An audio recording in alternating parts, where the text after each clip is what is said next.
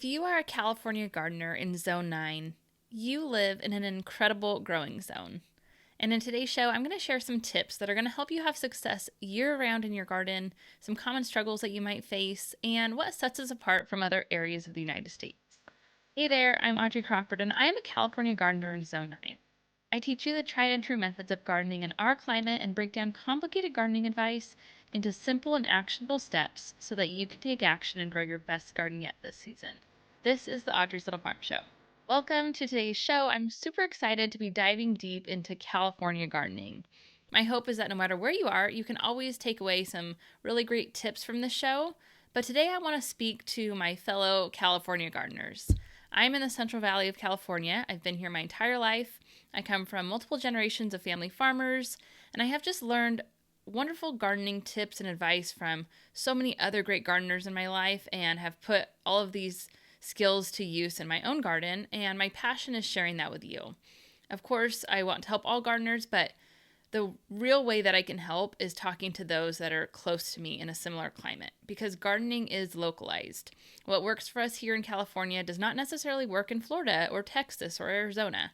Many things are similar, but when it comes to the nitty-gritty details and exact planting times and crops that thrive, it is very localized. And so the best way that I can help is to point out that I'm talking specifically to you California gardeners today. So I want to start off with just briefly mentioning that California is different than other areas of the world. I know that's not new news, but California is so much different than Florida. We don't have the high humidity. We don't typically have lots of summer rain. And of course, this is going to vary also throughout the state. But here in the Central Valley, for the most part, we don't get rain during the summer. We don't usually have high humidity. We just have hot, dry weather. And that's not very difficult to grow in, which is why the Central Valley produces so much of the world's food. We have one of the largest farming areas in the entire world. And so if you also live in the Central Valley of California, there's endless possibilities of things that you can grow. And I want you to realize what a blessing that is. There's so much you can grow. You have the ideal growing climate to grow basically anything you want. And so that is your real advantage as a gardener here in California. And so what I want to encourage you to do is to start adding more things to your garden. No matter how much space you have, there are lots of things that you can grow. You can grow fruit trees, you can grow fruiting vines, herbs, flowers, fruits. The possibilities are truly endless. And so start adding to the diversity of plants in your yard. I know for myself, this year we added 8 fruit trees to my garden area. We added some pears, apples, peaches, and nectarines. My family also farms walnuts commercially. But as far as my own backyard, orchard, garden area, I have the 8 fruit trees, and then I have raised beds and long in-ground rows with lots of vegetables, herbs, and flowers as well. And so just getting that great mix of diversity out in the garden is really great. And it's so cool to have so many different things that you can harvest from. Even if it's just a couple fruit trees in your backyard and one raised bed and maybe a couple herbs on the patio, there's just a lot of things that you can grow. And so I want that to be an encouragement for you. I know a lot of times we think of our vegetable garden as just a place for vegetables, but by bringing in flowers and herbs, then you bring in the pollinators that are needed to pollinate your vegetables, and you bring in those beneficial insects that help keep all the bad bugs in check. And so you never really want to just stop at one type of plant. You want to bring in lots of different things. But one thing that we have an advantage of over lots of other areas in the United States is that we can grow pretty much every fruit. There's some tropical fruits that can't be grown in every area of California, although with the right techniques and special care, you can pretty much grow anything. But there are lots of fruits that we can grow that other areas of the world just can't. So if you have kids and you're constantly buying fruits at the grocery store, consider adding an apple tree to your backyard, or a peach tree, or maybe an orange tree. A fresh fruit, first of all, just tastes so much better than store-bought, but there's just so many options of things we can grow. So keep that in mind as you go forward this year in your growing season. And then now I just kind of want to go through a quick overview of our entire year as a whole. So there are some things that make us different than different areas. So I probably don't have to tell you this, but we have hot summers. Here in the Central Valley of California, our summers are typically pretty hot. But we have every season. So our summer garden, thrives in the heat. It continues growing all the way up until that first frost. If you don't have a frost, it's still sort of the end of your season, end of November, beginning of December, that general time frame. But in some areas of the world, or U.S., let's just stick U.S. For example, in Florida, there's lots of gardeners in Florida who stop gardening in the middle of summer because their summer never really quite ends. They don't have a winter season like us, so they don't necessarily garden in the middle of July and August. But for us here, we can continue growing all the way up until that first frost hits, or that time frame when a first frost should arrive. For example, I don't ever stop growing in our summer. Of course, you have the option to. You don't have to grow through the summer. But I plant my summer garden, which is all of your warm season crops, in usually mid to late April. And then those crops continue growing all throughout the summer. I typically replant a few different times, so I have staggered harvests. And those plants continue growing all the way up until about mid-November, early December.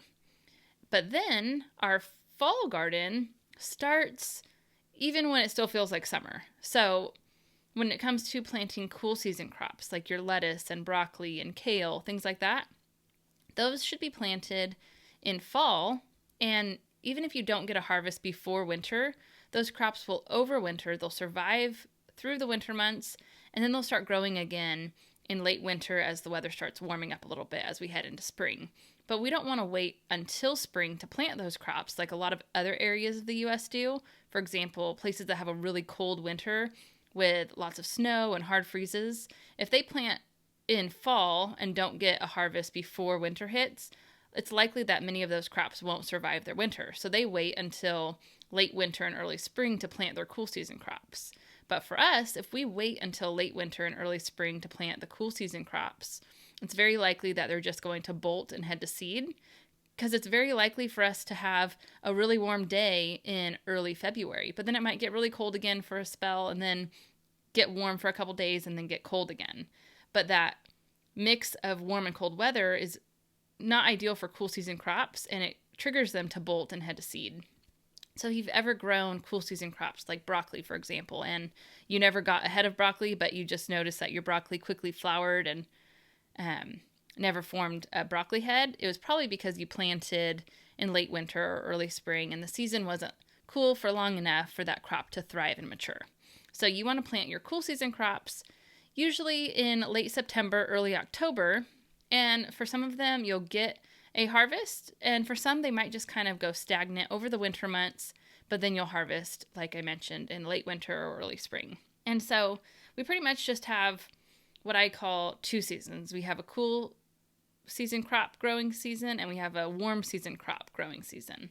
And the warm season always seems longer. Usually it starts warming up, sometimes even in early February. But the thing with the warm season crops is you don't want to worry about planting too soon, because if the weather warms up but then it gets cold again, those warm season crops are damaged, and they can be damaged by the frost, or their overall growth can just be stunted from the random cold days of spring.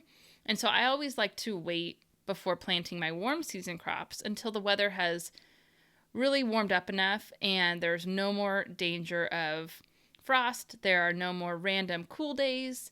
We just have a consistent forecast of warm days ahead, so I know that those warm crops will thrive.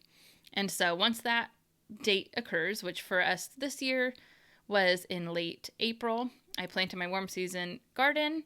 Right now, as we are in mid-June, everything is thriving. I'm starting to get harvest from all of my crops, and I'm going to continue harvesting all throughout the summer. And like I mentioned earlier, I'm going to continue replanting various crops so that I have staggered harvests, but I'm never going to stop this process of my summer garden until everything just starts dying off from the frost. But before the frost gets here, I want to plan ahead and get my fall garden prepared. And this is kind of a little bit counterintuitive, because you're going to be planting your fall garden, which consists of cool season crops, when the weather's still warm. It might even be 100 degrees outside, but you have to start planning ahead so that you can plant those crops on time. But like I mentioned, even if you don't get a harvest from them before winter, they're going to survive our winter, because we don't get snow. We don't typically get really hard freezes. We might get a freeze overnight, but then it'll warm up just a bit. Then we might get another couple days of freezing temperatures, but it's usually not too bad. And so our crops will usually survive just fine all throughout the winter, no matter what the weather brings. And then they're going to start taking off again as the weather starts warming up in spring. So the way that you plan out your timing of your plantings is to count backwards from your estimated first frost. And crops have so many days to maturity. For example, some crops take 60 days from planting to maturity. So you need to make sure you have that crop in the ground 60 days before that first frost in order to mature. But it's a little bit tricky with cool season crops because even if the crop doesn't mature, it can survive and continue growing over the winter. And I realize as a beginner gardener, that can be a little bit confusing, and I'm probably not even making things easier as I'm talking this out loud. But sometimes it's hard to explain because you really get better at gardening by trial and error. You realize what works for you in your garden and what doesn't. You don't even necessarily always look at the calendar. You just have habits and you repeat these habits year and year again, and things start coming together and working for you. But as you try to explain it to a new gardener, it can get a little bit tricky. And so I apologize if I'm not necessarily making it easier. But what I have started to realize is that no matter how many times you describe or explain a topic or a concept, it's just sometimes too difficult to understand, and you need to give someone an actual game plan. And I can't give every gardener an exact game plan because, like I mentioned, gardening is localized. It varies from state to state, but I can give a game plan to those who are local to me. And I have a membership called the Zone 9 Garden Club. Anyone can join. However, it's going to best apply to somebody that's in California as well, where I do monthly garden tours and teachings, and I show exactly what I'm planting month by month, all of the tasks that I'm completing. So I give harvesting tips as I'm out in the garden harvesting. I give tips for when I might be fertilizing plants or checking for pests and disease issues and ways I might be treating that issue. It's literally the step-by-step plan of what I'm doing year-round in the garden. And so if you want to join, you can sign up for free for 14 days, test it out. That link will be in the description. But that's the best way that I can help you year-round in the garden. And I would absolutely love for you to join. We have a really great community. You can ask questions in there anytime. You get access to all of my courses and guides. So definitely check that out in the description. But just remember that when you're gardening, the main two things I think that will help you have the most success is just to remember that there are warm season crops and cool season crops. And warm season crops thrive in warm temperatures. They need temperatures 70 degrees and above, and nighttime temperatures that are consistently in the 50s and above. And if that's the case, you want to just continue planting and harvesting from those warm season crops. And cool season crops are the opposite, and they need cool temperatures to thrive. So they ideally thrive in temperatures about 50 to 65 degrees. Pretty much anything under 70 degrees. Above that, it usually triggers those crops to bolt and head to seed. And so you want to make sure that your daytime temperatures are ideally, 50s, 60s, and those crops will continue thriving. Many of them can survive temperatures as low as 20 to 30 degrees Fahrenheit as well. So you don't really have to worry so much about the cooler temperatures. You just want to make sure it's not getting too warm. And so crops are kind of divided those two ways. And if you want, I have a free planting schedule you can also download. That will be in the description. And it lists out all of your cool and warm season crops, as well as the recommended planting time. So even if you're not interested at this time in joining the Zone 9 Garden Club, definitely get your free planting schedule because that is going to set you up for success year-round. It's going to list out all of the crops and the basic info you need for a thriving garden year-round. But what's cool is that we can be growing cool season crops and warm season crops kind of simultaneously, especially in the fall. So once the weather starts to cool off, we're still going to have warm season crops in the ground that are growing from summer. And if you don't have space, you may have to rip those crops out, and sometimes that can be discouraging.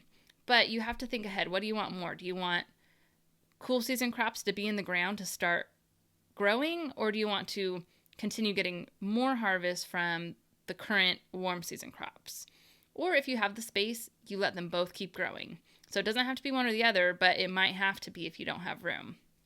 So, as September rolls around, it's going to be time to start preparing for fall planting. But if I still have squash and tomatoes thriving, I will have to make the choice or look and see, do I have room for both? And so, for example, in my garden, I have room for both with mini crops. So there's lots of crops that I'll keep in the ground.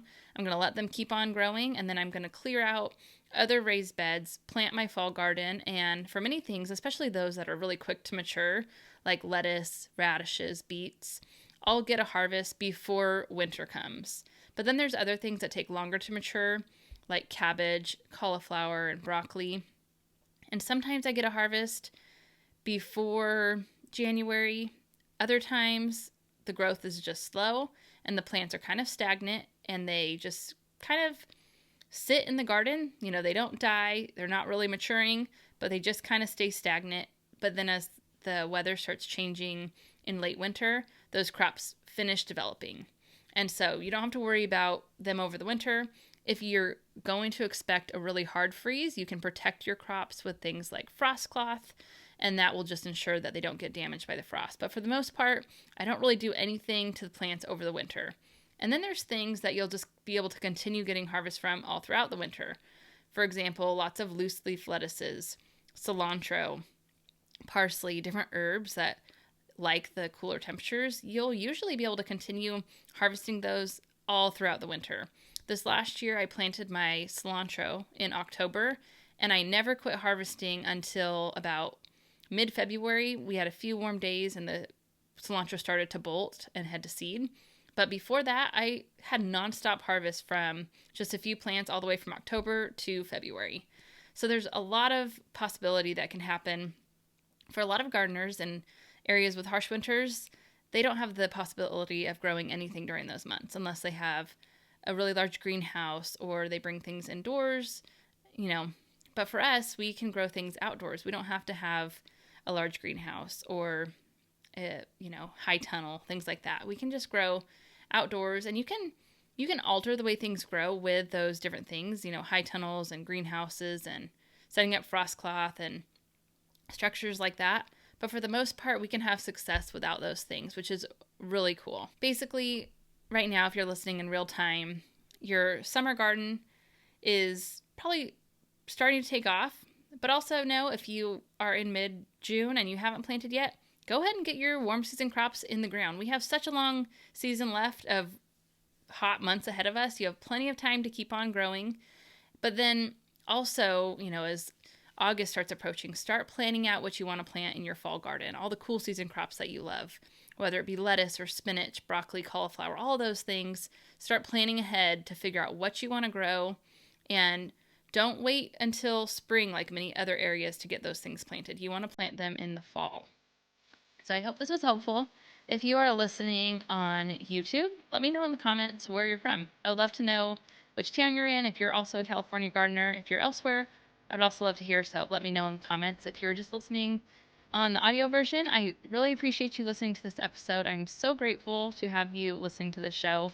And just check out the show notes for all of the links. You can join the Zone 9 Garden Club. You can get 14 days free. I have a free planting schedule for you. Anything that was mentioned in this episode will be in the show notes below. So thank you again. Have a great day, and I will see you in the next episode.